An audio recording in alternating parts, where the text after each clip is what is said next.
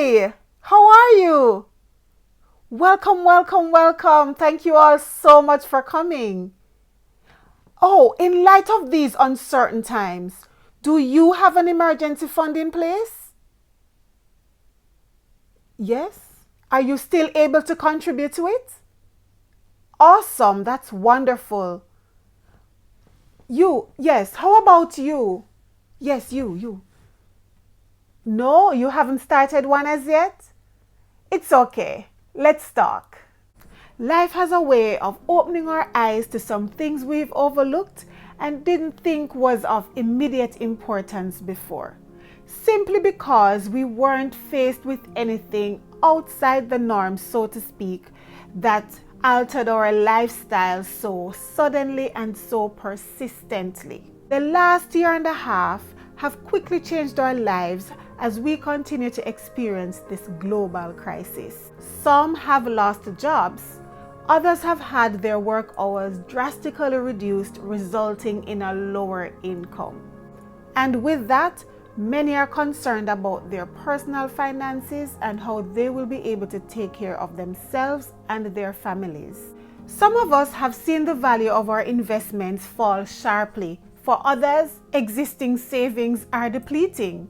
Then there are those small business owners who are contemplating if they should remain open or close because of the uncertainty of meeting payrolls and other operating expenses. Even persons who were financially stable have been affected by this crisis. And so, this season have highlighted for me the importance of planning for the unexpected by having an emergency fund. So an emergency fund is money you set aside for unplanned expenses or financial emergencies. It gives you peace of mind when you are faced with a reduced income, job loss, a health scare, maybe car problems, or any other circumstances that could alter your finances. You may have heard about an emergency fund but never started one. And now with all that have been happening, you may wish you had. But don't stress about having one. As it is, you're doing the best you can in this unexpected situation. But it's worth thinking about how you will be able to start one for the future. Even a modest emergency fund can help you avoid lasting consequences when an emergency arises.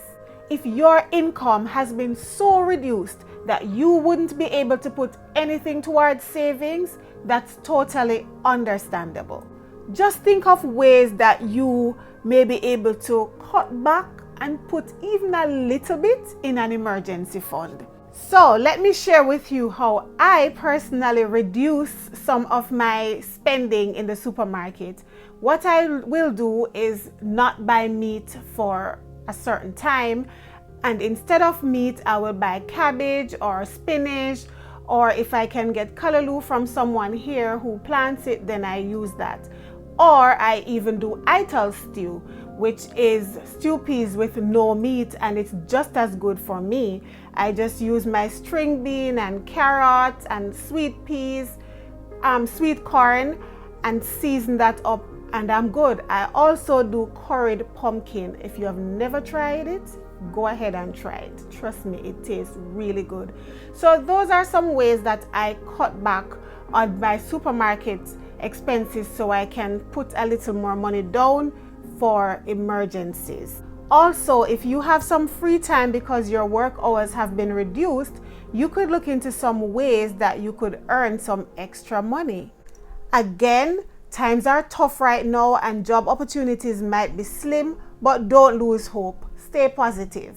Remember, if you are able to start that emergency fund, even with the smallest amount, they add up and can help you with money towards rent or paying bills or even a week of grocery. Given the economic fallout from the global crisis, it's more important than ever to have a safety net to fall back on in the face of financial distress. Unplanned expenses can happen anytime, and nothing helps you sleep better at night than knowing you have some money put aside just in case. Your emergency fund can be a lifeline.